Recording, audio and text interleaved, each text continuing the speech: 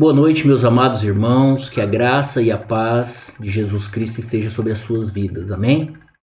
Primeiramente, eu gostaria de agradecer ao meu amigo e irmão Valdenilson, que me convidou para estar compartilhando com vocês aqui nessa noite uma porção da Palavra de Deus. Esse texto que nós estaremos meditando aqui, Deus me deu a oportunidade de compartilhá-lo no ano de 2017 com a igreja a qual pastoreio. E desde então, esse texto tem falado ao meu coração e por isso Deus voltou a colocá-lo no meu coração para eu estar compartilhando com vocês nessa noite. O tema que eu gostaria de falar com vocês nessa noite é o seguinte: a vontade de Deus e a minha vontade. Qual devo seguir? Nós temos por costume dizer que nós queremos fazer a vontade de Deus. Nós temos o costume de dizer que a vontade de Deus ela é boa, perfeita e agradável, e de fato ela é, mas nós muitas vezes expressamos isso apenas como um jargão evangélico, porque nós não pensamos no que isso implica para a nossa vida no dia a dia. Um jargão é apenas uma expressão da cultura, mas que falamos e repetimos muitas vezes sem nos atentar para se de fato estamos vivendo aquilo que estamos falando. Muitas pessoas gostam de meditar na palavra de Deus e elas dizem querer fazer a sua vontade, a vontade de Deus. Mas nessa noite eu quero te levar a refletir. Você está fazendo a vontade de Deus? Ou será que você está fazendo apenas a sua própria vontade e dizendo para todos que está fazendo a vontade de Deus? Para meditarmos nessa noite, eu gostaria de convidar você a abrir a sua Bíblia no Evangelho de Lucas, capítulo 9. Eu gostaria de ler apenas um versículo com você nessa noite, que é o verso 23. Lucas, capítulo 9, versículo 23. Assim diz a palavra do nosso Deus: se alguém quiser vir após mim, negue-se a si mesmo, dia a dia, tome a sua cruz e siga-me. Em outra versão está escrito assim: e Jesus proclamava às multidões: se alguém deseja seguir-me, negue-se a si mesmo, tome a sua cruz dia após dia e caminhe após mim. Vamos orar? Santo Deus, eterno Pai, que a Tua palavra poderosa fale aos corações nessa noite. Que nós possamos estar desarmados e com os corações abertos para ouvir a Sua voz. E mudarmos, ó Deus, o nosso comportamento, as nossas atitudes, as nossas ações, para de fato e de verdade podermos, ó Pai, declarar que queremos e fazemos o Teu querer e vontade. Glorifico o Teu nome nessa noite, que eu me esvazie de mim mesmo, que os meus irmãos e irmãs que aqui estão conectados possam, ó Deus, ser impactados pela Tua santa palavra. Glorifica o Teu nome, é o meu pedido, no nome de Jesus. Amém e amém. Esse texto é um texto bastante conhecido de todos nós. Ele é um texto que ele é descrito em todos os evangelhos. Jesus ele estava nesse contexto cercado por muitas pessoas, uma multidão. Uma multidão estava ao redor dele, mas essa multidão não significa necessariamente que o conheciam de fato e de verdade. Alguns pensavam que ele era Elias, outros pensavam que ele era João Batista, outros pensavam que ele era um dos profetas. Jesus, ao questionar os seus discípulos sobre o que as multidões diziam, foi isso que eles disseram a Jesus. Então Jesus vira para os seus próprios discípulos e pergunta a eles: e vocês? Quem vocês dizem que eu sou? Pedro, então, cheio de toda a autoridade dada pelo Espírito Santo de Deus, declara: tu és o Cristo. Tu és o Cristo de Deus. Será que você poderia nessa noite declarar essa verdade como Pedro declarou? Porque você de fato conhece Jesus e tem convicção disso? Ou será que você apenas pensa que conhece a Jesus ou pensa que conhece a vontade de Deus? E você às vezes fala e faz a vontade de Deus sem convicção plena. Eu queria aplicar nessa noite algumas partes deste texto à sua própria vida, para que você entenda o que é necessário fazer para que a vontade de Deus de fato seja melhor e seja seguida por você. Que a vontade de Deus não seja uma disputa do seu coração entre fazer a vontade dele ou a sua. Ou mesmo de você dizer que está querendo fazer a vontade dele, mas no fundo, talvez esteja apenas querendo mostrar-se a si mesmo ou fazer a sua própria vontade.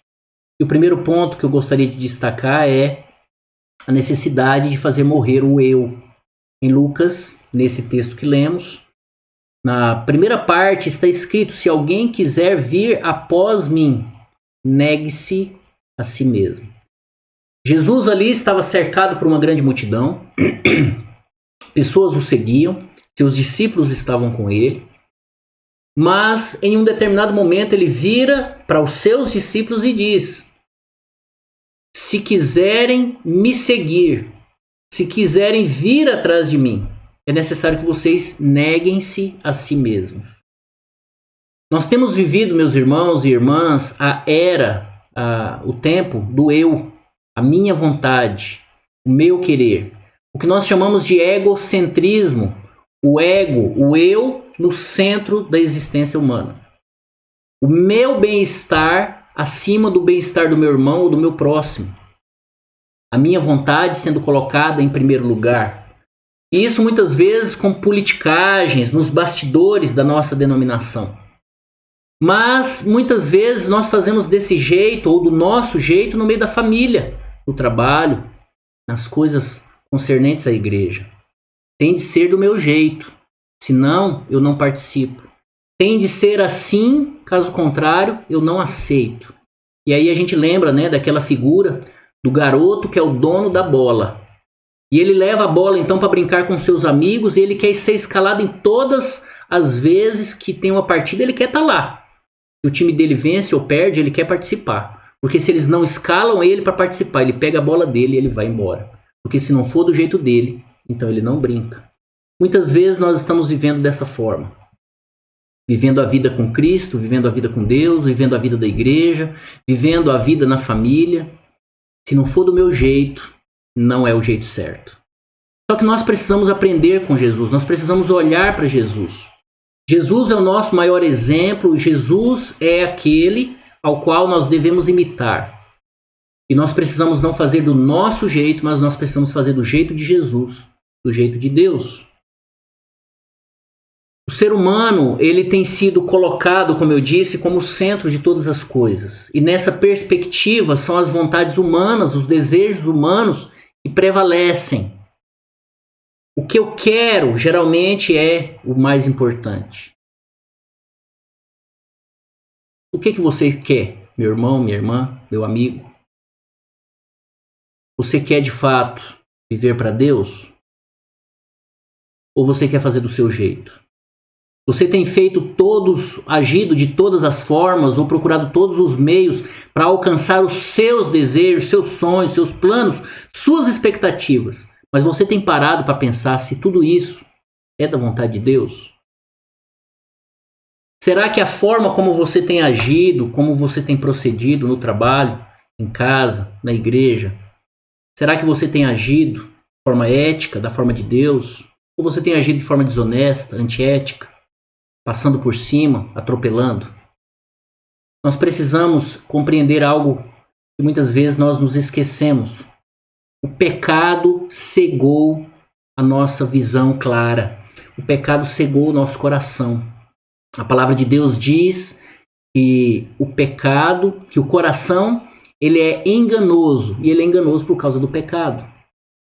A palavra de Deus diz que a Bíblia é aquela lanterna que alumia os meus passos, alumia os meus caminhos. Por que é necessário ter uma luz? Porque se eu andar com as minhas próprias vistas, o risco de eu andar para longe da vontade de Deus é grande. Então eu preciso da Bíblia, para ela dar o norte para a minha vida. Fazer a vontade de Deus é necessário. Mas para fazer a vontade de Deus é necessário primeiro você matar o eu. O si mesmo. O si mesmo, ele foi cravado na cruz. E ele precisa continuar cravado lá. Você está disposto a abrir mão da sua vontade? para fazer a vontade de Deus? Jesus, para cumprir a vontade de Deus, ele sofreu. Você já parou para pensar isso? Talvez fazer a vontade de Deus implique em sofrimento. Quando nós olhamos o texto de Jesus no Getsemane, nós vemos ali Jesus negando a sua própria vontade. Porque o desejo de Jesus era não sofrer ali na cruz. Em Mateus 26, versículo 39, ao final da sua oração, ao final do seu sofrimento, Jesus, querendo abrir mão daquele momento de dor, ele vira ao Pai Celestial e diz: se possível, passa de mim esse cálice. Passa de mim essa dor, passa de mim esse sofrimento. Mas ele fala no versículo 39, contudo, seja feita a sua vontade. E a vontade de Deus ela é feita, contudo, a vontade de Deus implicou para Jesus sofrimento. Jesus foi humilhado. Jesus sofreu dores no seu corpo. Jesus foi cuspido, foi furado, foi chicoteado. Jesus foi cravado numa cruz. Jesus, ele abriu mão da sua vontade para fazer a vontade de Deus, mas a vontade de Deus é que ele fosse cravado na cruz. Por quê? Porque ele estava levando sobre si os nossos pecados. A palavra de Deus diz em Isaías que Deus agradou moê-lo, fazê-lo enfermar. Por quê? Porque Jesus estava cravando os meus pecados na cruz. Ele estava levando sobre si os meus pecados. Ele estava pagando a minha dívida. Eu não sou digno, mas mesmo indigno, o justo Jesus morreu e levou sobre si os meus pecados. Ele morreu na cruz. Então, quando nós, muitas vezes, olhando para os nossos irmãos, para a igreja, para o trabalho, para a família, nós precisamos olhar as circunstâncias com os olhos de Jesus. Nós não podemos olhar de forma arrogante. Nós não podemos viver não perdoando os nossos irmãos. Nós não podemos viver uma vida insubmissa às autoridades, até mesmo a pastores, pessoas que zelam pela sua vida. Nós não podemos viver uma vida como que não ouvindo conselhos de ninguém, pensando que só eu estou certo. Não. Nós precisamos querer abrir mão da nossa vontade, do meu saber, da minha inteligência, para fazer do jeito de Jesus, para agradar o coração de Deus. Observe que Jesus abriu mão da sua vontade para cumprir a vontade de Deus. Mas isso implicou ele fazer morrer o si mesmo, morrer o eu. E eu preciso também aprender com Jesus. Jesus ali na cruz, sabe por que ele negou a si mesmo? Por amor. Jesus sofreu o dano que pertencia a mim, pertencia a você. Ele sofreu os maus tratos porque me amou, porque ele te amou. E você? Quando a provação bate à sua porta, nós temos vivido um tempo de provação, grandes provações. Como você tem reagido às provações? Quando o orgulho, a altivez, a ira, a indignação fala mais alto, como você tem se comportado? Você tem negado o seu homem interior pecaminoso, o seu eu, ou você tem deixado ele vir à tona? Você tem negado o seu eu por amor a Cristo? Ou você se esquece de Cristo quando o seu ímpeto vem à tona? Negar a si mesmo não significa apenas, ou melhor, não significa perder coisas materiais ou viver como pobre. Como, por exemplo, os monges faziam no passado. Eles pensavam que negar a si mesmo era se retirar da sociedade. Não é isso que a Bíblia ensina. Negar a si mesmo significa se entregar a Cristo por inteiro, até ao ponto de suportar dor, para ver o bem do próximo, o bem do outro, para ver o outro sendo salvo por Cristo. Negar a si mesmo diz respeito a sofrer para que Cristo seja formado no próximo, no seu irmão, na sua família. Negar a si mesmo significa ter tolerância.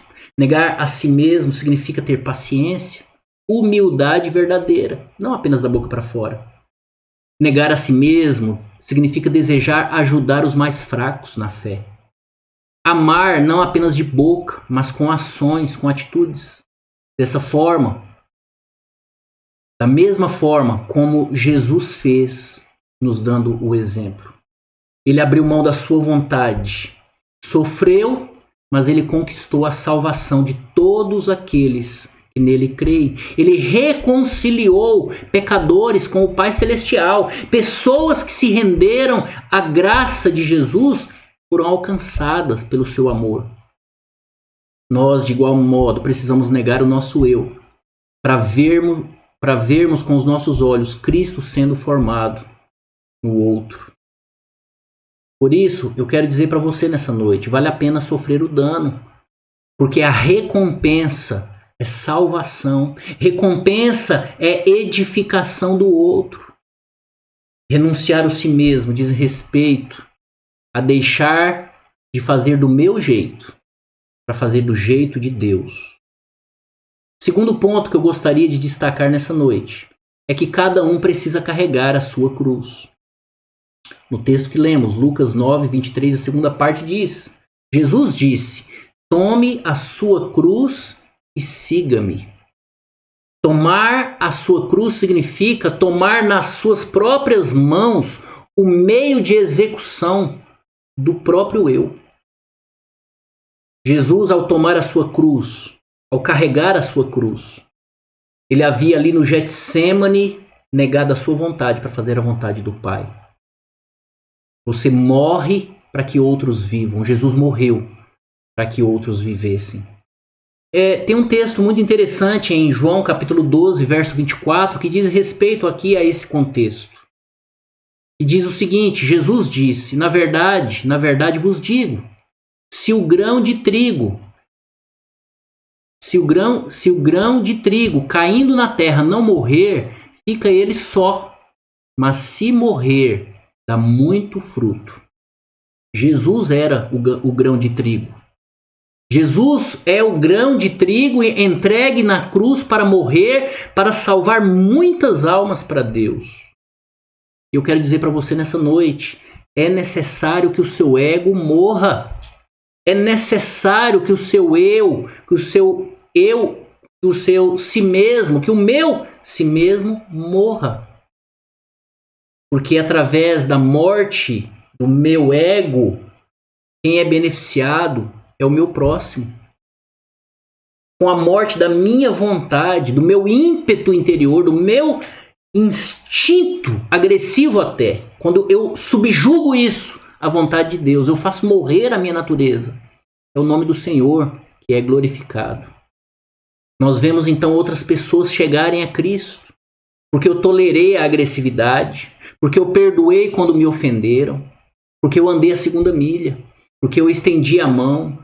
Então, quando eu tolero o meu próximo, quando eu tolero o meu irmão, eu estou dando a ele ou a ela a oportunidade de amadurecer, de crescer, de frutificar.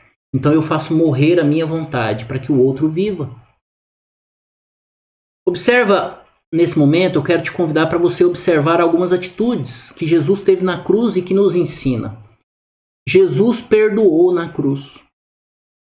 Jesus estava levando sobre si os nossos pecados. E Jesus perdoou aquele ladrão, por exemplo, que ao lado dele reconhecia quem ele era. Lembra-te de mim, ó Jesus, quando entrares no teu reino. E Jesus diz, ainda hoje estarás comigo no paraíso. Jesus o perdoou. Um homem culpado. Um homem culpado. Nós precisamos perdoar também. Nós precisamos sofrer o mal e não retribuir mal com o mal. Ao contrário, retribuir o mal com o bem.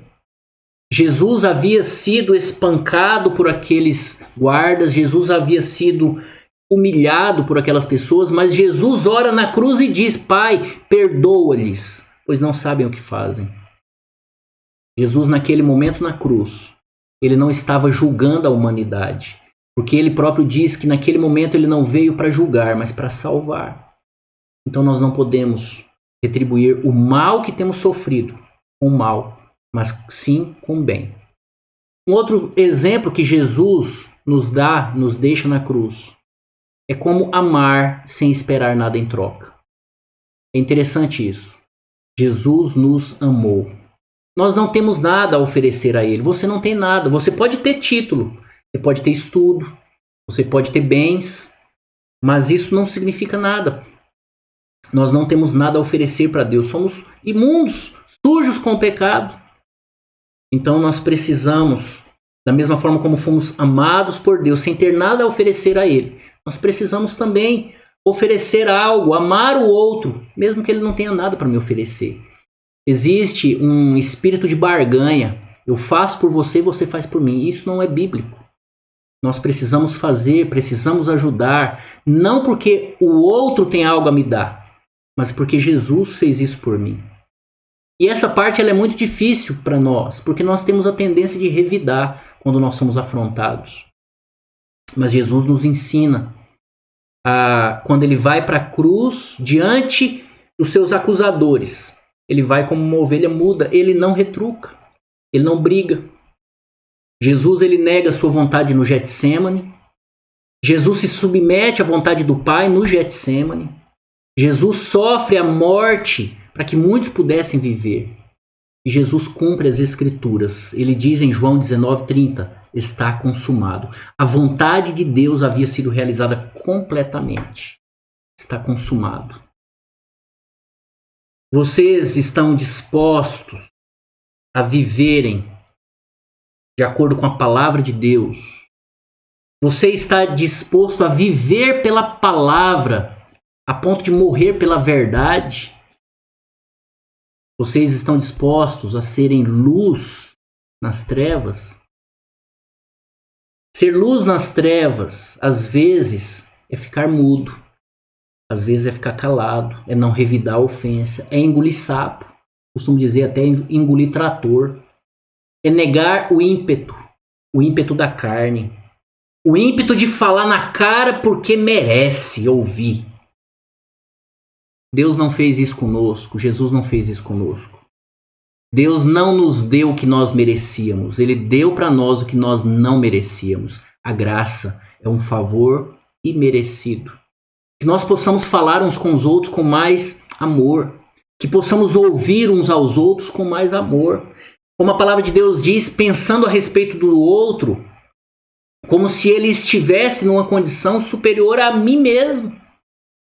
Como se ele fosse hierarquicamente superior, tratando com respeito, com amor, com cordialidade, dando o braço a torcer, reconhecendo os nossos erros, nossos pecados, dizendo que talvez eu não saiba tudo e preciso de você para você me ajudar na caminhada. Ter um espírito de humildade, ter um espírito de mansidão. Isso também é negar a si mesmo. Nós precisamos fazer morrer o orgulho, a soberba, a altivez. Porque a palavra de Deus diz que Jesus abriu mão da sua glória. Ele esvaziou-se de si mesmo. Tomou a forma de servo. Ele é Deus, mas ele tomou a forma de servo. Eu e você precisamos também tomar a forma de servo. Então quero te convidar nessa noite a dar a outra face. Se alguém te esbofeteia de um lado, dê a outra face. Ande a segunda milha com a pessoa, como Jesus orientou.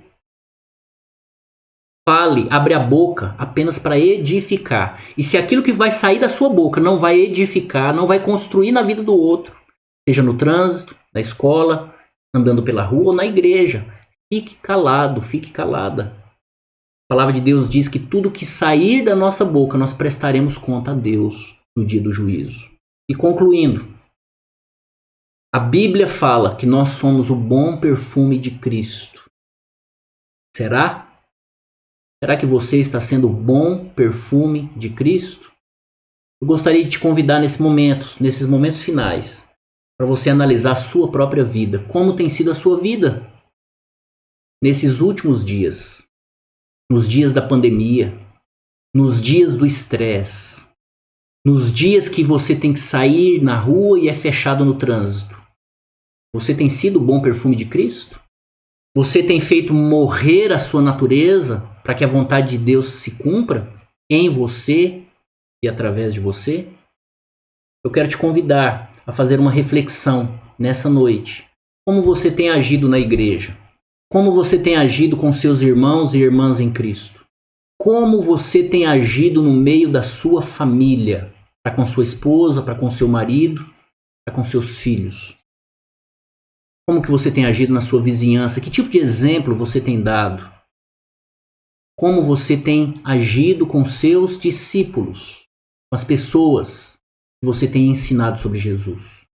As pessoas vão olhar para você e elas vão ver em você um discípulo de Cristo, porque as suas ações, as suas atitudes são semelhantes às de Cristo, que fez a vontade de Deus. Ou eles vão olhar para a sua vida e vão se escandalizar, porque você diz que é crente, mas não se parece com Cristo. Meu desejo é que você se pareça com Cristo. O meu desejo é que não haja disputa entre a sua vontade e a vontade de Deus, mas que você abra mão da sua vontade para viver a vontade de Deus. Exale o amor de Cristo por onde você passar. Sofra o dano, sofra o prejuízo, para que Cristo seja glorificado na sua vida. Mate a sua própria vontade. Deixe Cristo ser formado no seu coração, na sua mente. E você será recompensado pelo Pai Celestial. E o nome dele será glorificado. Esta é uma mensagem que tem falado ao meu coração, como eu disse no princípio. Quero pedir perdão aos irmãos pelas... Se porventura eu gaguejei aqui um pouco, né? A gente fica aqui um pouco tenso, um pouco nervoso falando à igreja. Mas eu quero te convidar a orar nesse momento. Eu quero que você faça a sua oração aí, onde você estiver. Onde você estiver ouvindo essa mensagem. Pare, se você estiver dirigindo, às vezes você está ouvindo pelo celular, para aí, estacione em algum lugar. Se você estiver em casa, preste atenção, se concentre, abra mão daquilo que está desviando a sua atenção e ore nesse momento. Fale com Deus, Senhor, até hoje eu busquei fazer a minha vontade do meu jeito, mas a partir de hoje eu quero fazer a sua vontade, eu quero fazer do seu jeito. Eu entendo que talvez isso me custe, como custou a Jesus. Mas, ó Deus, eu quero que o Senhor use a minha vida para glorificar o seu nome. Vamos orar? Pai Santo, Pai amado, eu apresento cada vida aqui diante de Ti. Peço, ó Deus, que o Senhor os visite com graça e misericórdia. Peço que o Senhor os ajude a fazer morrer a sua natureza carnal, para que, ó Deus, o homem interior seja vivificado para a glória do Senhor. Que os egocentrismos caiam por terra. Que o eu, a minha vontade caia por terra. Que de fato, ó Deus, queiramos fazer a vontade do Senhor, porque isso redundará em frutos. Como Jesus disse, ó Deus, que o trigo tinha que cair na terra e morrer para que desse frutos. Que a minha vida seja, Senhor, uma vida frutífera. Que a vida desses que me ouvem seja uma vida frutífera para Ti. Glorifica o Teu nome sobre a Tua igreja. No nome de Jesus é que eu oro e te louvo. Amém e amém. Muito obrigado, meus irmãos. Muito obrigado por essa oportunidade. Obrigado, irmão Valdenilson, a liderança da igreja. Deus os abençoe com graça, misericórdia e poder para fazer a obra dele aí também na região do Veracruz. Fiquem na paz de Cristo. Uma boa noite.